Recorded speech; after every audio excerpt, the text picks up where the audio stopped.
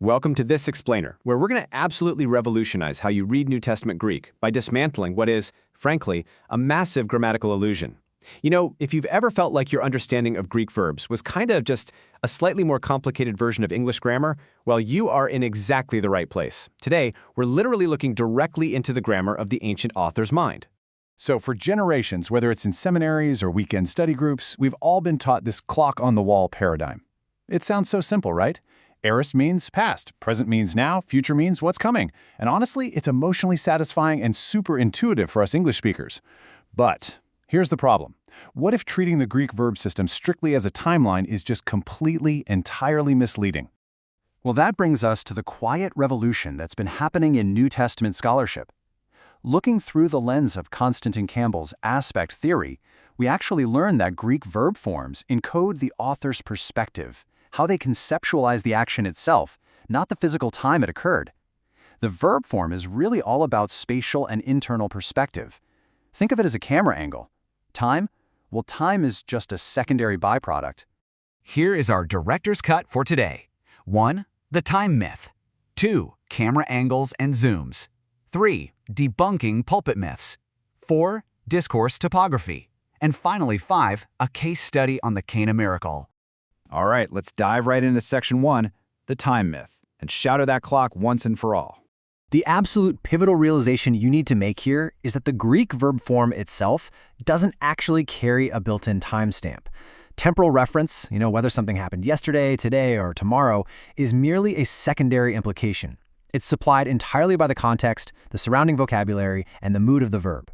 What the verb form itself strictly encodes is the author's aspectual perspective. So instead of always asking, when did this happen, what we really should be asking is, how is the author choosing to present this action to me right now? Moving on to section 2, camera angles and zooms. Let's look through the author's lens. Campbell brilliantly boils this down to a strictly two-aspect system.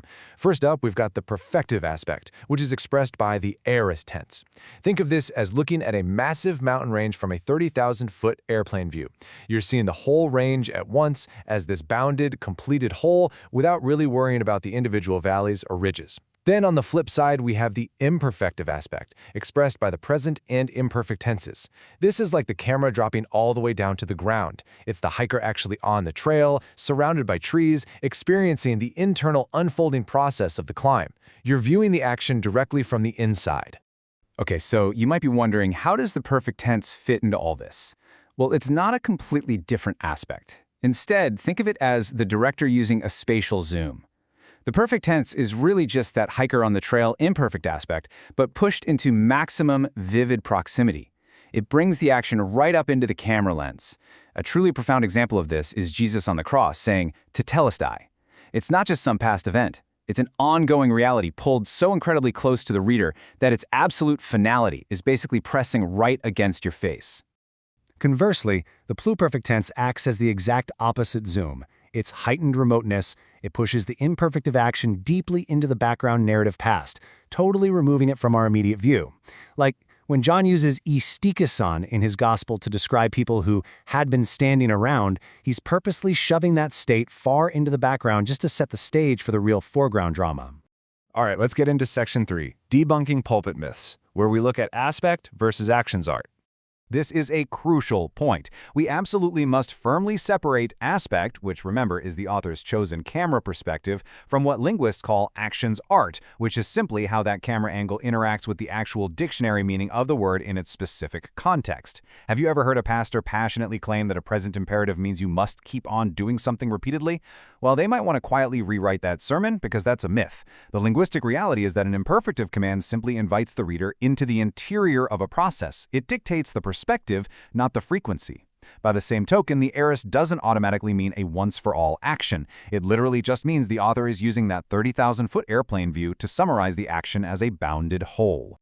Now for section 4, discourse topography. Let's map out the narrative. A verbal aspect is the camera angle. Discourse topography is how the director edits the whole movie together. And the ancient director layers their story in 3 very specific steps. First, they build the narrative mainline, the sturdy backbone of the story, using the perfective aorist. Next, they paint the background canvas using imperfects, which gives us the ongoing scenery. And finally, they drop in these brilliant, unmistakable spotlights. They do this using the historical present, thrusting present tense verbs like leggy right into the middle of a past tense story.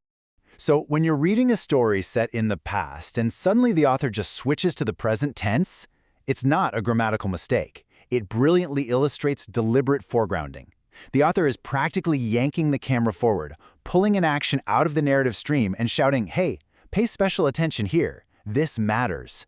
Finally, Section 5, our case study on the Cana miracle. Let's actually put all this theory into practice. When you map out the Greek verbs in John chapter 2 at the wedding in Cana, the narrative just flows beautifully.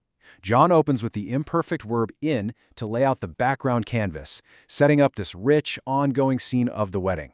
Then he smoothly shifts into the aorist mainline to advance the actual plot. But the moment we hit the dialogue, the aspect suddenly spikes. When Jesus speaks to Mary, John completely abandons that past tense aorist mainline. Instead, he uses the historical present lege. He doesn't say Jesus said, he writes Jesus says. John is using that imperfective aspect with proximate spatial value to yank us, the readers, right into the immediate revelatory weight of that exchange. Then, we reach the discourse peak down in verse 11. John delivers this rapid-fire cluster of perfective aorists, a poison, a phenarison, a pisteson. He did this, he manifested his glory, and his disciples believed. The director takes us right back up to that 30,000-foot view to summarize the completed, bounded theological significance of the entire miracle. But honestly, what's truly fascinating here is what's completely absent. Notice that John does not use the perfect tense for the disciples' belief. By deliberately choosing the aorist epistovson instead of a perfect tense verb, John is grammatically signaling to us that their faith here is just an initial, bounded event. It's just a beginning. It is not yet that fully realized heightened proximity state of mature faith that we're going to see later in his gospel. The grammar itself is literally doing the theological heavy lifting. Once you see the text this way, you really can't unsee it. Which leaves us with this final, provocative thought. Are you finally ready to let go of the rigid timeline illusions and that old clock on the wall? Will you step into the rich, cinematic perspective of the biblical authors and see exactly what the director intended for you to see?